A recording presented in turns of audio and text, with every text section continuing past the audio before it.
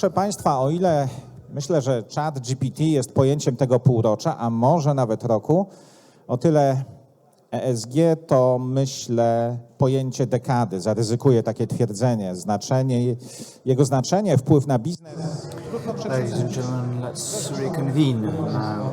It's time for an issue that is really impactful for our industry. This discussion is going to be devoted to regulatory phases of ESG.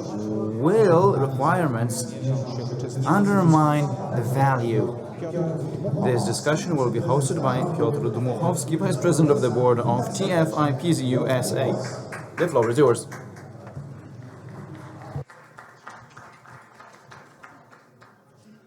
Dzień dobry, dziękuję bardzo. Chciałbym zaprosić na scenę pozostałych uczestników naszego znakomitego panelu, który będzie dotyczył tego najbardziej najbardziej negatywnie tutaj. Tak przynajmniej Have my guests on the panel, my participants. Chciałbym zaprosić panią Anetę McCoy ze State Street. Aneta McCoy of State Street. Krzysztofa Kamińskiego z Millennium TFI. Krzysztof Makowski of Millennium TFI.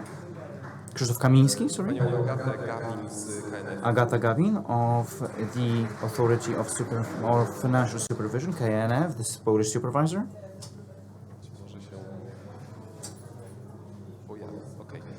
To w takim razie w międzyczasie panią Małgorzatę Szewc ze Stowarzyszenia Wideo. And in the meantime, Małgorzata Szewc, Vice President of the Association of Stock Exchange Issuers. Let's start, and I hope that Aneta will join us in the meeting.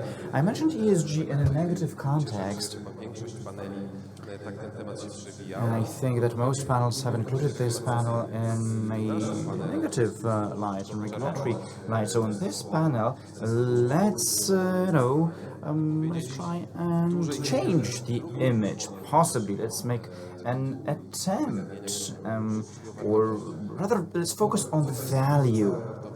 ESG, po co jest ten cały SFDR i czy to cokolwiek pozytywnego ESG, SFDR, does it include anything valuable? w momencie, kiedy mamy kontrowersyjne As introduction, poruszają albo głównie since maybe not everybody is current with the issue in a regulatory context, let's give some explanation and a wider context of research. And I like meta-analysis for this wider context, a wider outlook. And there are two big meta-analyses focusing on whether the sustainable business approach, does it give any value, business value, and does it impact long-term valuation of the companies, does it increase productivity, profitability, etc. And the first of these covers 7,000 studies until 2015, and the other big meta-analysis was focused on 1,500 studies from 2000 to 2021 or 2020 or 2020. In any case, very fresh. Both of them are rather fresh, and both pointed to a positive correlation between a sustainable business approach with positive financial results. Only 8% of studies, very similar results in both studies, showed a possible negative correlation. So generally it can be assumed that some kind of value is indeed generated. Now let me address Aneta and ask her, how do you see it from the point of view of a global company? What's your perception? What value do you see in this context? Ja odpowiem pytanie, co to jest wartość? What is value? What is the value of ESG? What is value for the company? In the regular definition, it's a limited cost, increased profitability, increased ROE, more valuable assets, etc. But generally, for our industry, value is generated when the valuation of the shares increases. This is the case, and this correlation here is not so obvious anymore. Companies that have strong environmental practices do have a better reputation, they do have a stronger brand, which in the longer run will translate into an increased valuation of its shares. If an entity uses recycled packaging, for example, for its products today, will the valuation grow tomorrow? No, it will not. I don't think so. Not for this sole reason. But in the long run, I think more and more clients will buy these products precisely because the producer packages them in a recycling-derived package. So in the long run, I think we can expect a growth of valuation. So if the company invests in talent, is better at investing in talent than competitive companies, then at one point, one day, the valuation will include the fact that the most valuable asset of the company, that is people, talent, is stronger in this company, and it will be reflected. The question is, when is that value generated? It can be compared to commercials. On the table we have Kropla Beskidu water, bottled water. Let's imagine Kropla Beskidu places a billboard in Marszałkowska Street, the main street of Warsaw, advertising their water. When does that commercial promote sales of Kropla Beskidu? A week later, 2 weeks later, a month, a year later? How do we calculate that? What is the growth of sales of Kropla Beskidu that is directly relatable to that billboard in Marszałkowska Street? These, are philosophical reflections, really, but remember that you can't directly connect value with ESG, although the value is there in the long run, and that's a definite fact.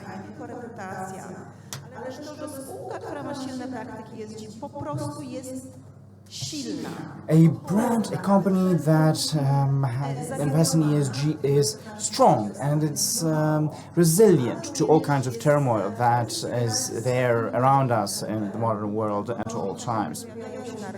But it deals better with new possibilities in the market: AI, innovation, creativity. Of course, everything is relative. Like last year when Tesla was removed from S&P 500 ESG, and Elon Musk took to Twitter and said, well, ESG is an incarnation of the devil. So, it all depends on how you look at things. Ladies and gentlemen, we encourage you to drink water and look for that value in the long run. Krzysztof, can we look at these things similarly from the point of view of Polish companies? Well, I'd like to show you the perspective of investment companies.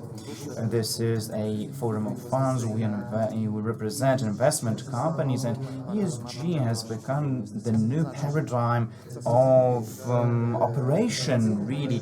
And what I want to tell you is that the traditional approach of investment companies was about cash flow, profit, profitability, ROE, translating that into the current valuation of some kind of investment vehicle, or the value of the valuation of the company. Now the duty has been translated into the companies to include the elements of sustainable development and management and management of the portfolio and assessment of the risk profile of the portfolio.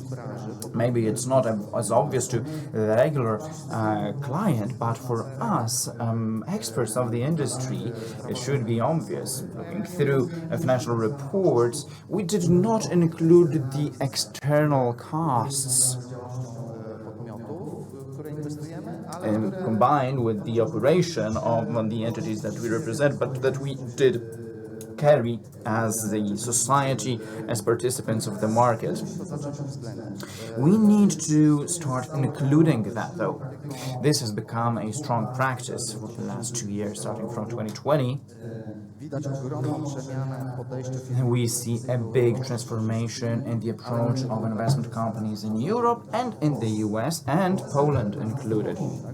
Because, well, we've been imposed this approach, we've been forced to apply this changed approach, and there are two layers to this. The one is the valuation of the instrument.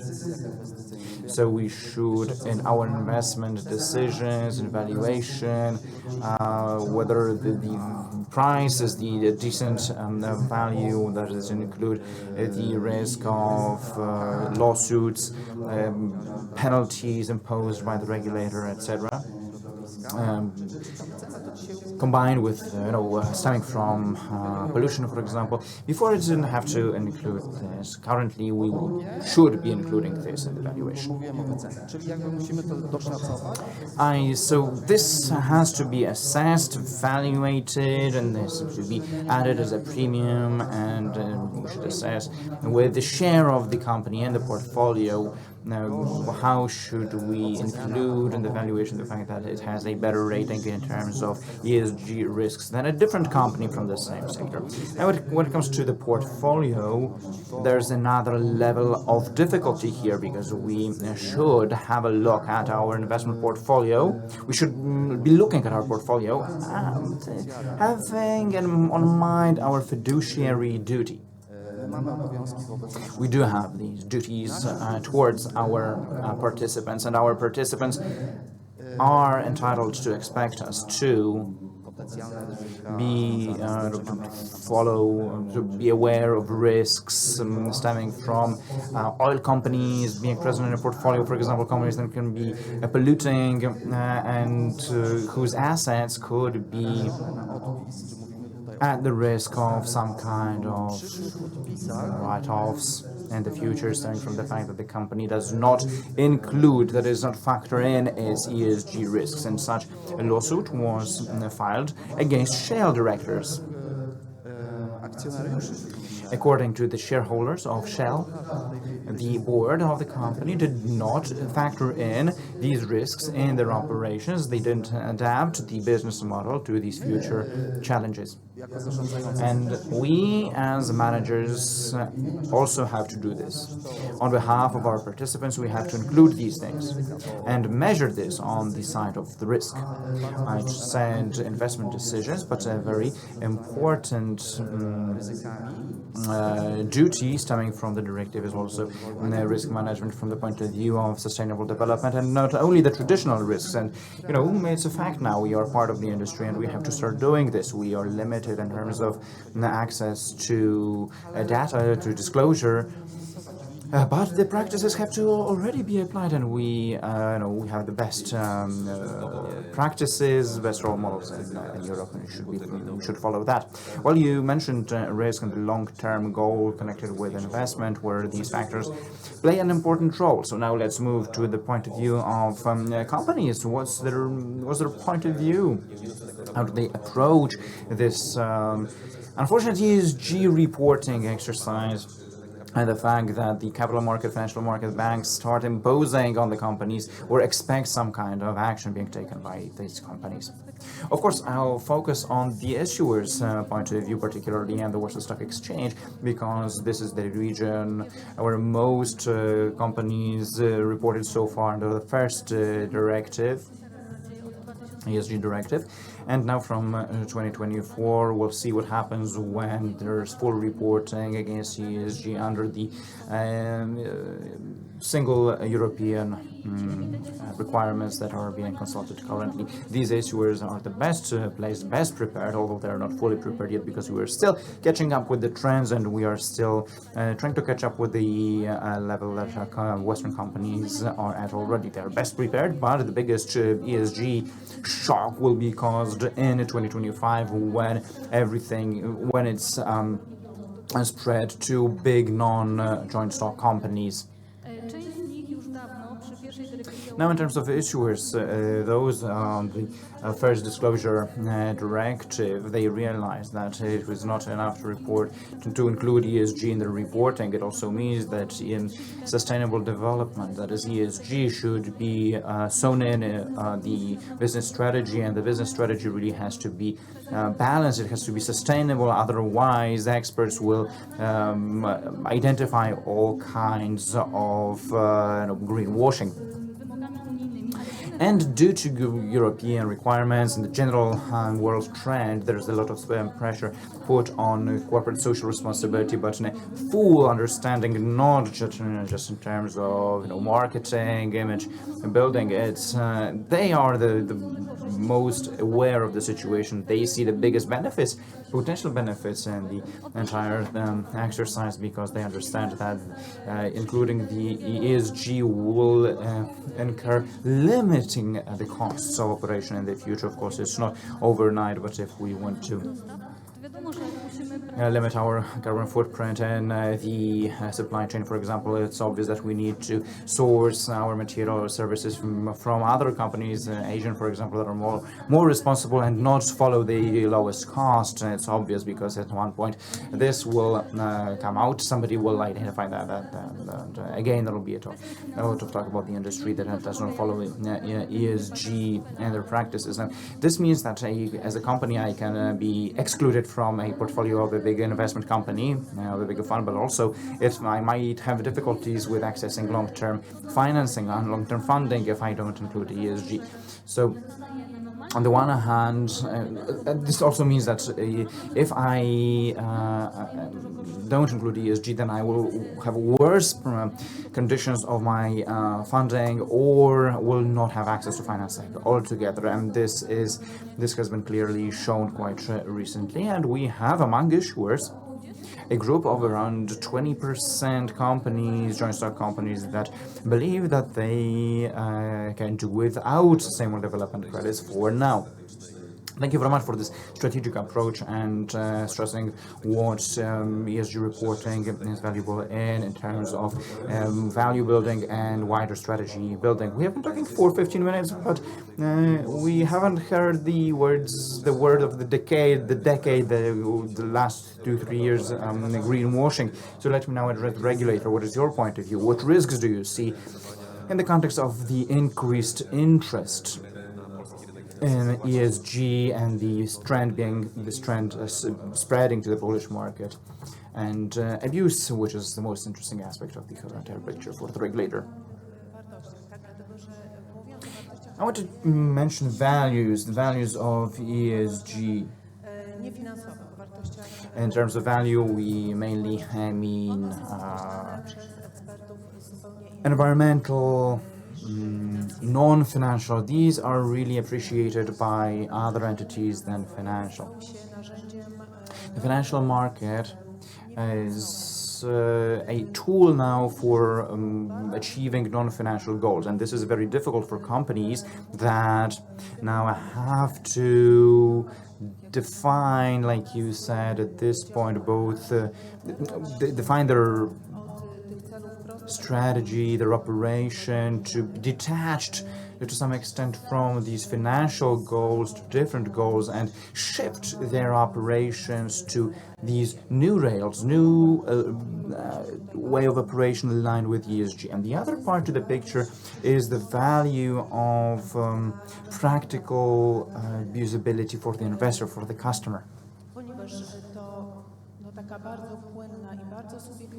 This very liquid or this subjective, unclear definition of impact, the contribution to the transition, defines how I am going to see my needs and how I'm going to be seen by investment companies, because it's a certain point, we as investment companies will put our heads together to define the goals and financial needs of the customers in the first place, and in the second place, we will ask about their preferences.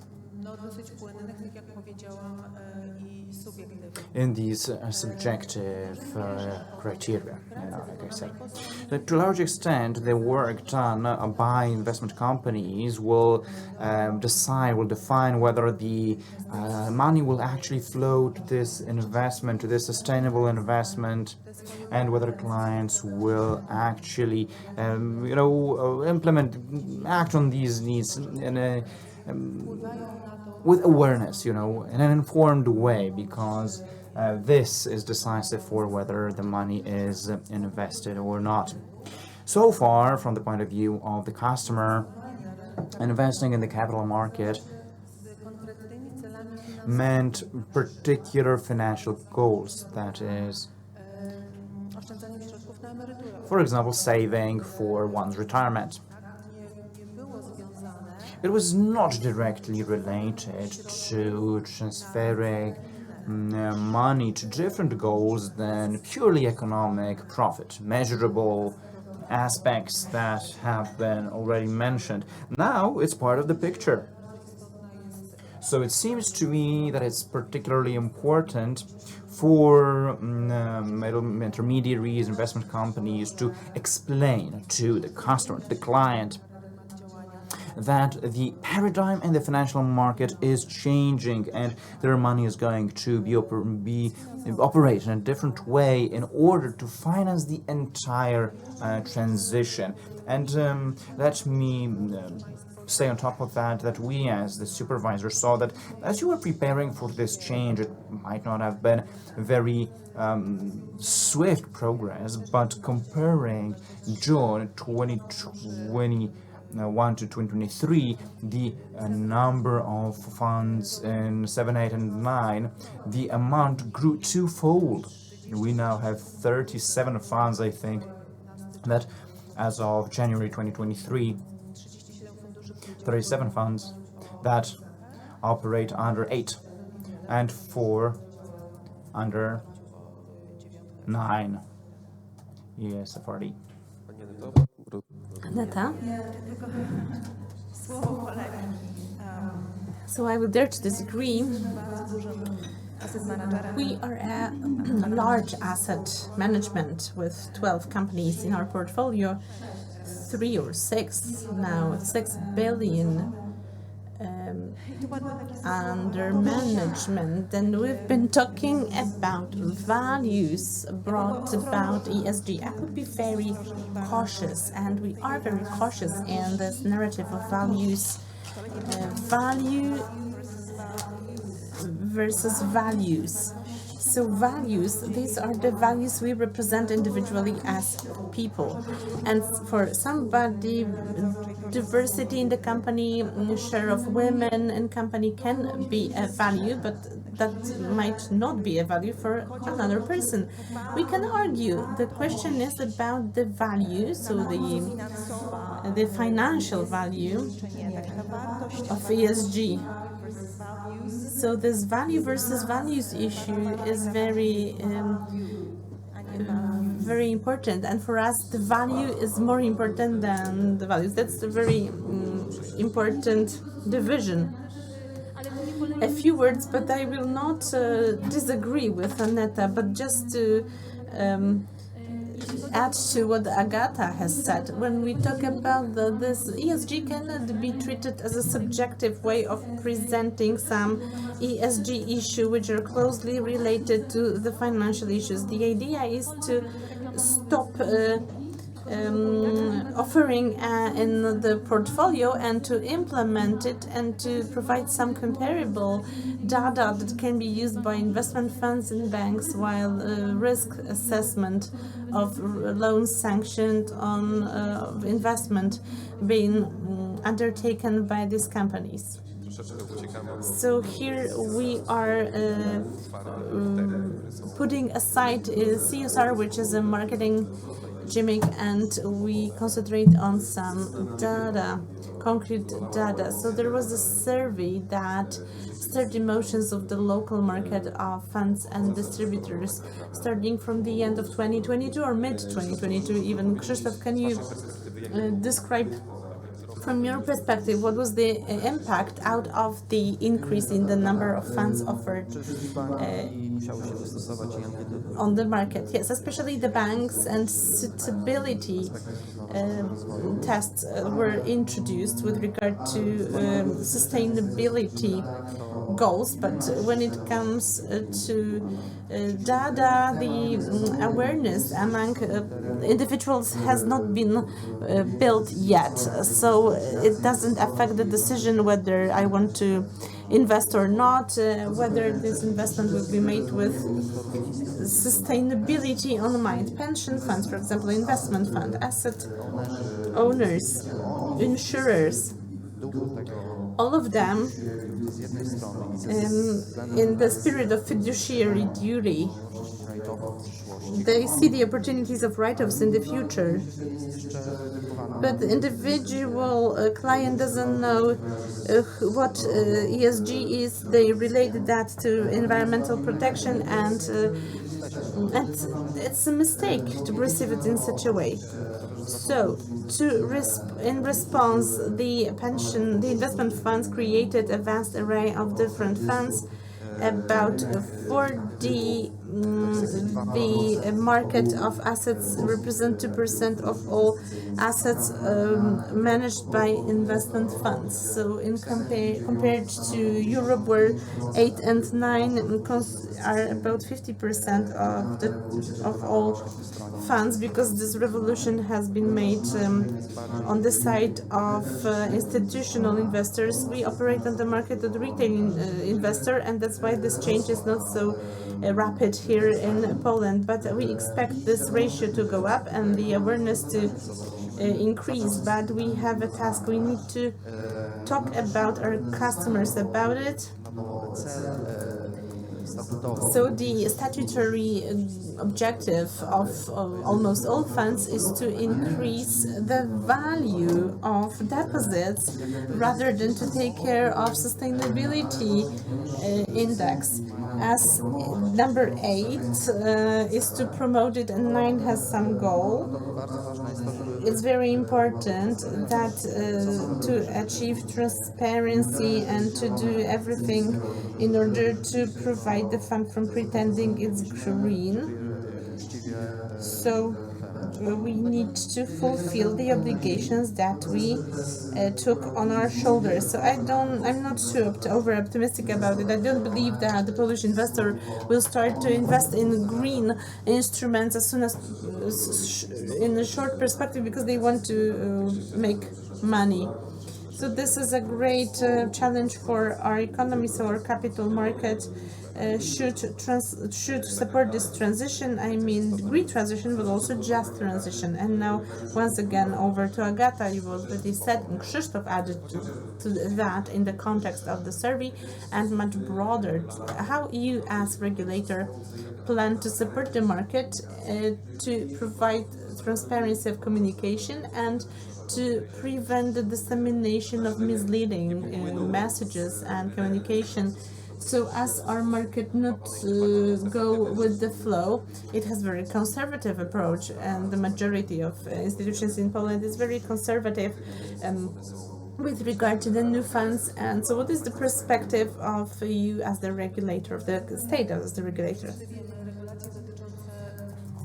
As you probably know, the regulations are still being defined. The entire program of individual solutions that are to be implemented is being developed. Of course, we are in a dialogue with you. Yesterday, we had a meeting with ISFIA, during which some concrete requests for a change of mindset were formulated, and we will consider them, and we will think about the adaptation of all these solutions.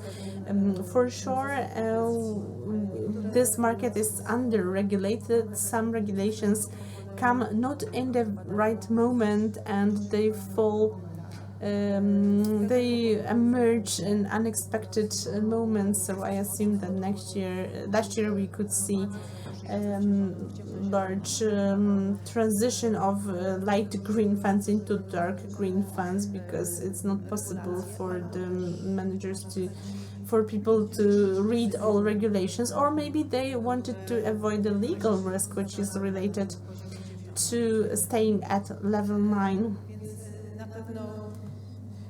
So for sure we need a clear legislative situation, and that's something that is the subject matter of work for the European Union, and we from our side we participate in creation and issuing opinions for these regulations and defining guidelines.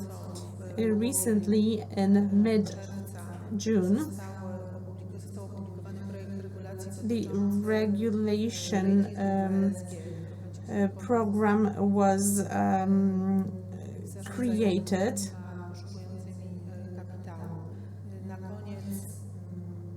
At the end of May, reports by EBS were published with regard to greenwashing, quite an exhaustive report on that matter, and the purpose thereof is to identify the nature of greenwashing. Greenwashing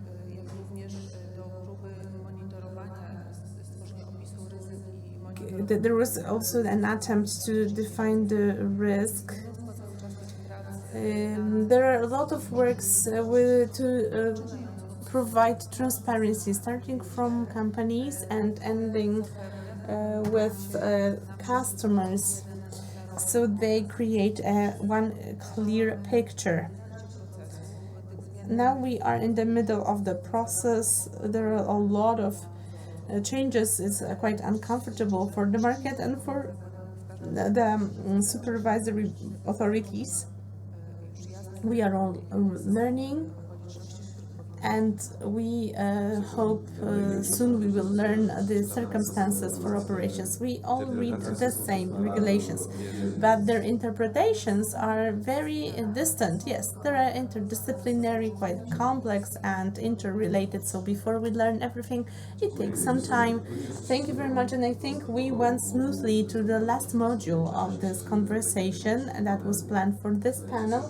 And I think we have already touched upon this project. So in Poland, there are green funds, light green sustainable funds, but unfortunately, the majority of assets deposited in the funds is invested out of the country, abroad. That stems from different factors. Maybe let's talk a bit about the barriers. What should be done in order to change the paradigm?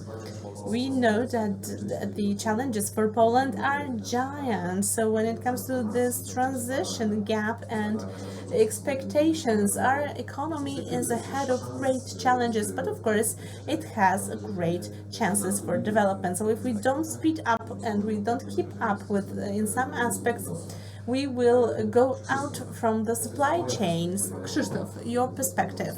What's your perspective, and as one of the leading provider of funds in Poland, what do you do in order to make it easier for us to create products encouraging investment in Poland?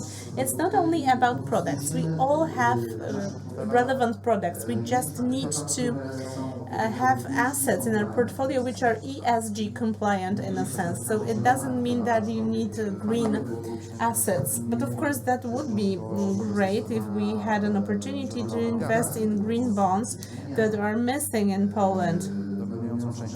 A dominant part of all investments is in treasury bond.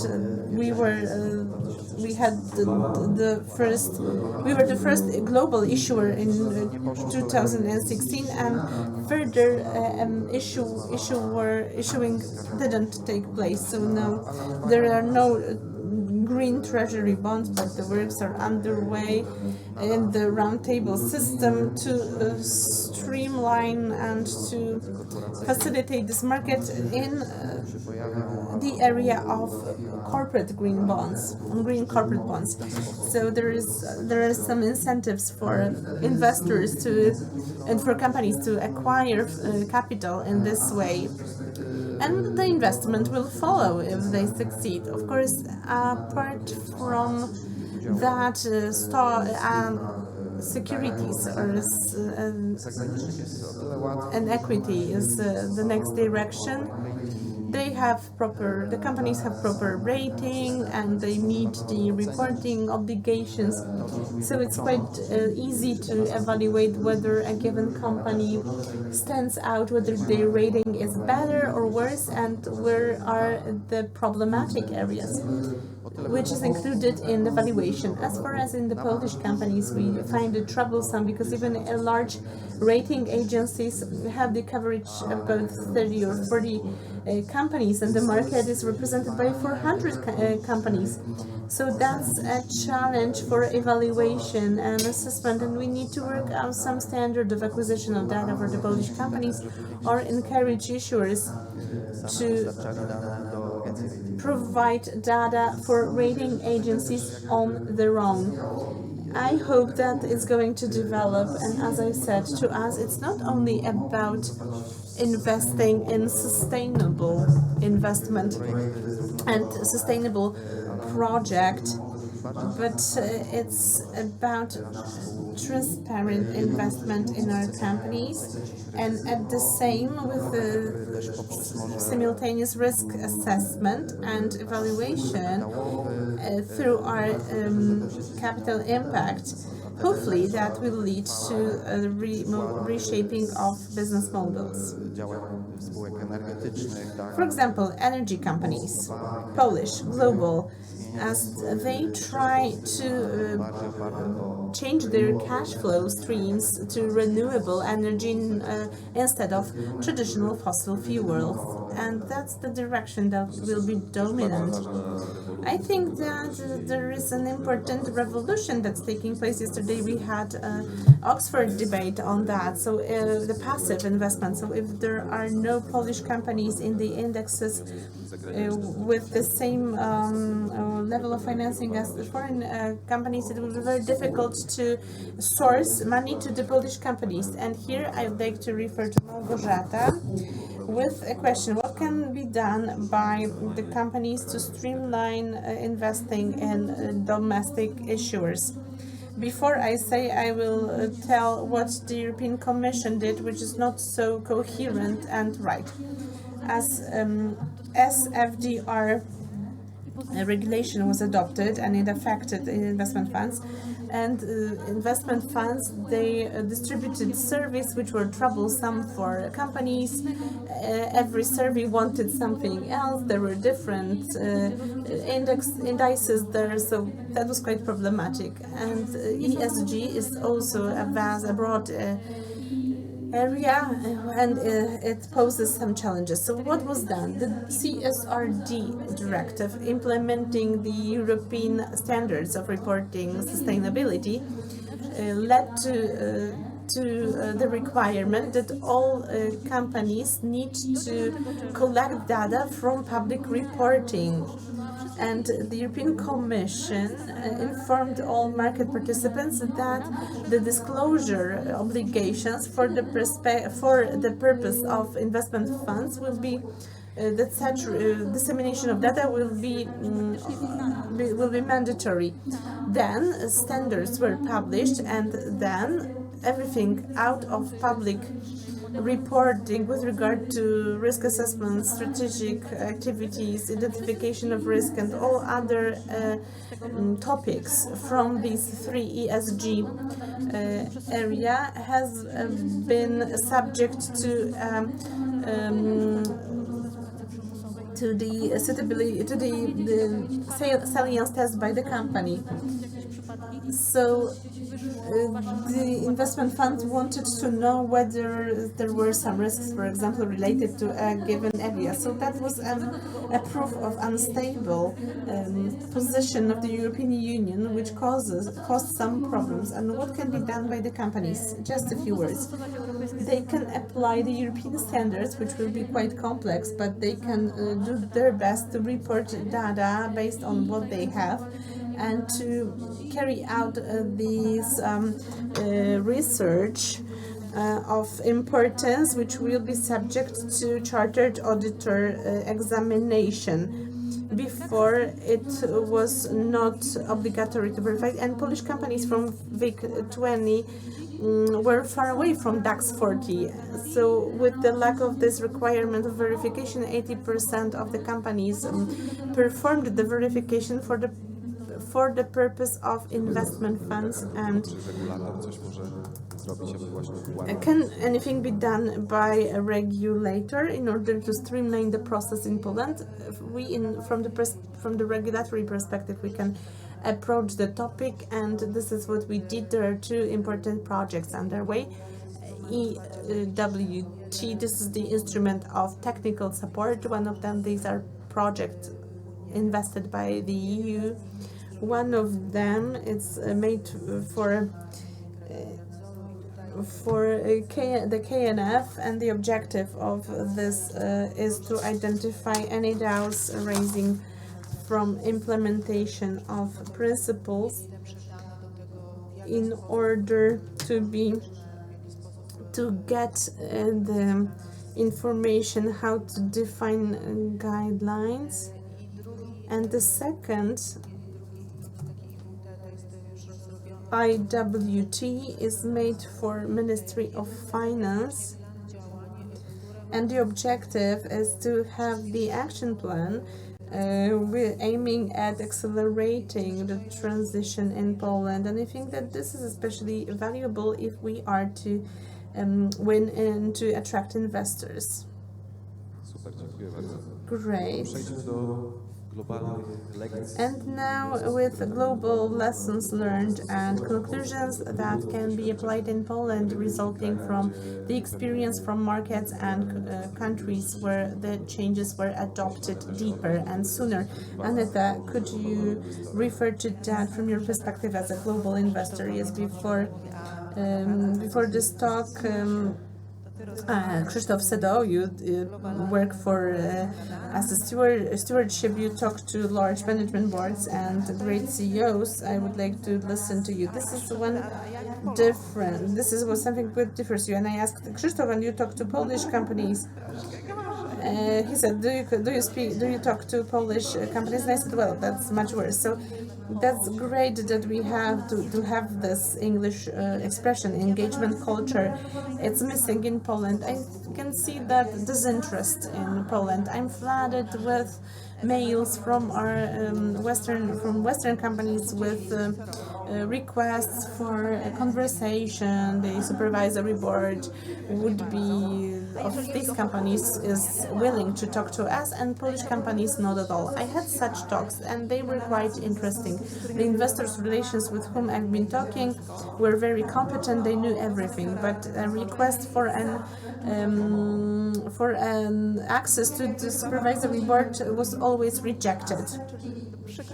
And here, I'm sorry to say that, but I think that the quality of boards and supervisory boards in Polish companies is far from the European standard, and this is the second thing. And the third thing is that I'm under the impression that in Poland we concentrate a lot about E, and that's great.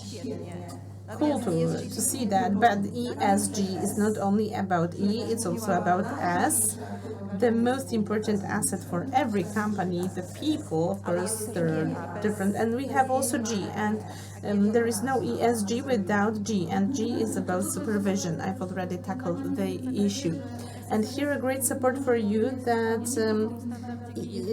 G is not only in G1 standard, but it has been transferred to general disclosure rules. So starting from supervisory board, it is implemented. It should be implemented from this level. If supervisory board doesn't implement it, nothing would happen. I thought that I will be in dispute with Małgorzata, but she confirms. I'm under the impression, I don't have it and I don't know it from my talks with Western companies. I know that reporting is not cool and there are no global standards, and that's a burden, but Małgorzata started to talk about benefits. Maybe let's take a look at the benefits resulting from reporting. We report ESG when we wish to, because it's not periodic, it's not annual. So what and how? We are the depository of ESG data. So let's create a history. Let's allow the company to tell their story. Let's perceive reporting not from the perspective of a boring and troublesome activity. This is a benefit because you can tell your story, you can present you from your best side. Talking about your impact on environment is a great opportunity to identify the risk. The company that thinks that there are no risks in related to ESG, this is the most suspicious company in the world. So that's going to be reported annually soon, but for sure investment funds and the largest institutional investors will be interested in the information on ESG in periodic reporting, but now at the level of annual reporting. Thank you very much. So let me summarize the debate in just a couple of sentences. I think we picked up a lot of strand in these 45 minutes, and there's a couple of issues that stuck in my mind. The ESG value is visible in the long run, and we need to be transparent in what we promise, in what we show, in what goals the particular product strives for accomplishing. And I think that from the point of view of companies, this reporting that's been raised as an issue and many opportunities both for investment companies and for enterprises. The idea is, let's use this reporting exercise, the analysis, data gathering, information exercise. It's an opportunity to carry out a due diligence exercise, to hone our business strategy, to modify the business model, limit costs, generate added value from the point of view of the investment company, shift in the investment strategy or the model of picking companies or risk analysis models to include these risks and to go with the wave, but in such a way to find value and benefits, and these values will be generated on the way. Thank you very much, dear panelists. Thank you, dear audience, and see you.